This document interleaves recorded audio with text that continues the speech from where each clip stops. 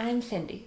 In this video, I'm going to tell you about ventilators because before having Raylin on a ventilator, I thought ventilators were only used if someone was in a coma or unconscious, which is not always the case. For Raylin, she needed to be on a ventilator because she wasn't strong enough to be able to breathe on her own. There are many other reasons someone would be on a ventilator as well. A ventilator is something that helps somebody be able to breathe. When we take a breath, we contract our diaphragm and other muscles, creating a larger space in our lung cavity, allowing air to draw in, which would be negative pressure. For ventilators, they push air into the lungs, so it would be positive pressure. When a doctor decides to put a patient on a ventilator, there are several decisions that need to be made, but to me the main ones seem to be how the air is delivered and which mode the ventilator is put on.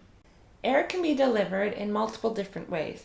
You can have a tube that runs under your nose, a mask that covers your mouth and nose, a tube that runs down your throat. It can also be delivered by putting a hole directly into your throat to allow easier access to your lungs, which is called a tracheostomy. There are several types of modes that can be used for a ventilator.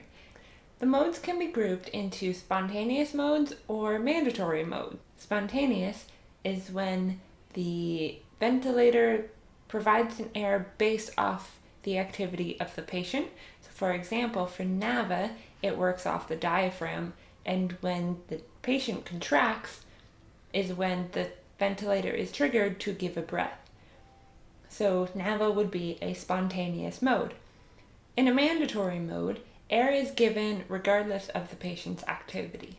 Modes can also be categorized by the ones that provide volume versus the ones that provide a certain amount of pressure exerted onto the lungs. So there is my quick explanation of ventilators. If you have any questions or concerns, please leave them in the comments below and don't forget to hit the subscribe button. Thank you.